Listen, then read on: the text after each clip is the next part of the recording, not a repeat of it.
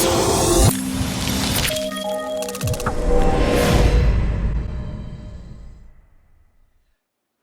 guys, Coach Enoch of Team Florida Track Club here. I want to talk to you guys today about using the track. This is something that many of us use for our speed workouts, maybe even for easy runs if you're looking for a safe place to run that's lit, that's on a consistent surface. The track can be a great place to go and run. But sometimes it can be a little intimidating. You're not really sure kind of what you're supposed to be doing, what the rules of the track are, maybe how to fully utilize the track. So I'm here to kind of help you walk through some of those, kind of give you some of my personal kind of rules, etiquette, and some tips that should help make using the track where you feel confident that you're doing the right things and also that you're respectful of others. So first, just a couple basic things is, one, I recommend not wearing earphones on the track. There's a lot of people running usually, people are going different speeds. If you can't hear what's going on, you're dangerous to others and to yourself. So try to keep the headphones off. If you do want to listen to music, maybe play it directly from your phone on a speaker, and that way you can still hear what's going on. From there, another thing that sometimes we'll see, often track workouts are very intense and you're really tired. And sometimes you'll see people spitting or doing snot rockets on the track. This is something I recommend against. It's not really sanitary. It's quite gross. But a lot of people do use the track as well for stretching and things like that, or maybe some strength routines. So when you're putting those on the track, and other people are either stepping in them or sitting in them. So try to do that in an area that's grass, off the track, or go to the restroom if you need to. Another thing is, don't leave your personal items on the track. One, you don't want someone else to take them, but also mostly I'm saying this because you don't want to leave them in the active lane lines. Make sure they're inside off the track or on the outside off the track, because if not, people may be running into them or going, having to go around them or tripping on them, so that's a hazard, or your things may be broken.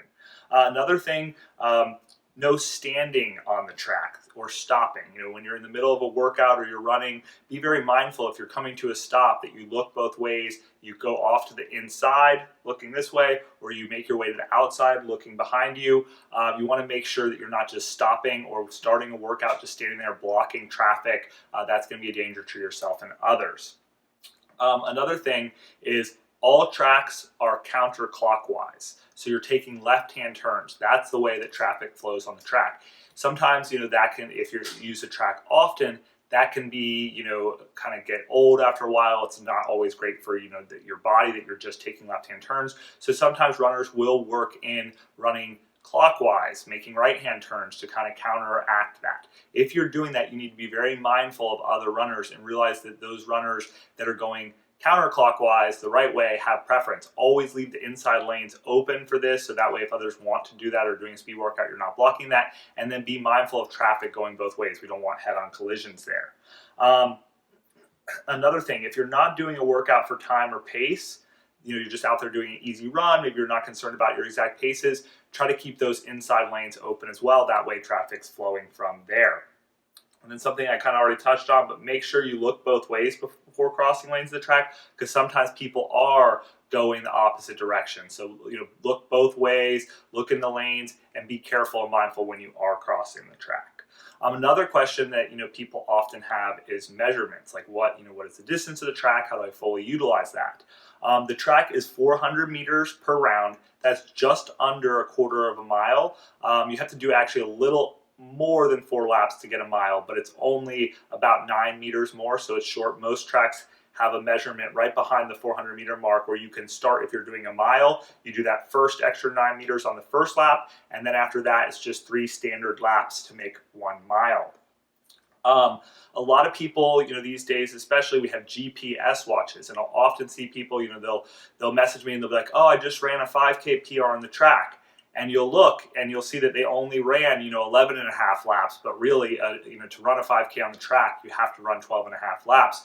So what often happens is the GPS doesn't track that well when we're running in tight circles. It handles better straight lines and maybe, right-hand turns, it can handle okay. But when you're constantly running in a circle like that, in that oval, it tracks incorrectly. So often you will get faster times on your watch than the track. So that's why it's really important, if you are going for exact times, that you use the track measurements instead of using your GPS and relying on that. So you want, if you're doing 400-meter repeats, you use the track. If you're doing mile repeats, you use 4 laps around the track.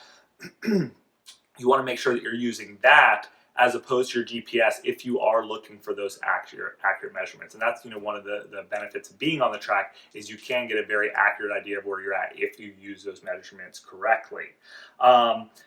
On that note, I wanted to show you kind of how to use some of the track to your benefit. You'll often see all these numbers and lines and things like that.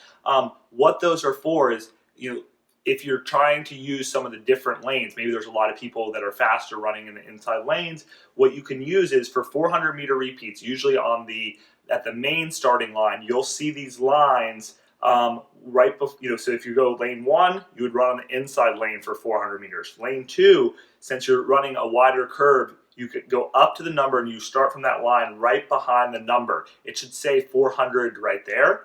And what you want to do is you start there, and what you would do is you go around the track in lane 2, but you would finish, no matter what lane you start at, you finish at the same finish line. There's the 400 meters on the one side, and then the other side is for 200 meters. So if you're doing 200-meter repeats, that staggers basically half that distance. So if you were on the 200 side, it would be about half this distance since you're only doing one turn. Whereas if you're on the 400, you're doing 2 turns, so it's about double that distance. So if you are doing 400 meters, and say this was the line for the 200-meter mark, but you were doing 400 meters from the opposite side, basically you would just double. So you'd kind of see this distance, you'd go up about that same distance again, and that'll make a 400-meter, and it'll be pretty accurate. If you're off by a meter or something, that's less than a second. It's really not going to throw things off, but that can really let you run out in lanes 5, 6, or 7, or 8 and get an accurate reading on your pace for 400 meters or 200 meters, which are often the short distances that we really want to know, exactly how quick we're running. So use that to your advantage. That way you don't always have to feel like you're on the inside lanes, and get in the way of faster traffic, but at the same time, you can get accurate readings. On that topic, it's really important that traffic flows well on the track for both your safety and for others to be able to enjoy the workouts, and for you to enjoy your workouts as well. So the general rule is the faster traffic stays on the inside lane. So, one day, maybe 8-minute pace is the fastest person there, and that's going to be on the inside lanes. It's dictated. It's not, some days you might be the fastest person, other days you might be the slowest persons, because there's a bunch of people that are really fast. So faster traffic stays on the inside lanes. Just kind of feel that out. If you're being passed constantly in your lane, you probably need to move out some, because that means you're not moving with the flow of traffic in your lane. So, if you move out a few lanes and then you're passing a bunch of people, maybe you need to come in a little bit. So use that to make things run more smoothly. Another thing that's really common on the track and something that you want to avoid is running in a line where you're running next to a bunch of runners. So what you want to do is no more than 2 runners abreast, and that means that you're running next to your running partner. One person, 2 people next to each other, it's not ideal. It'd be better if you were single file, but I know, we like to chat on the track. Maybe you're talking, you're also doing your workout, you're enjoying it. That's good. But once you get more than 2 people, you have 3 people wide, 4 people wide, maybe you're in like a flying V formation or something like that with a bunch of people, that's going to really block traffic, and that's not safe for anyone. So no more than 2 runners abreast. And honestly, if you're in the inside lanes 1, 2, and 3, you really should be running single file. There's no advantage to running next to your running partner and having to run a further distance. When you're in a race, generally you line up behind people and you're going to get the shortest distance. You're all going to be running still at the same speed. All Kenyan runners, usually if there's 20 people doing a workout and they're running the same pace, they don't bunch up into a big group. Single file is the most efficient way. That way people can pass on the right quite easily. And it doesn't interfere with that nice long single file train-like action, and that doesn't block up the track. So if you are going to run next to someone, no more than 2 people abreast. Don't go 3 or 4 wide.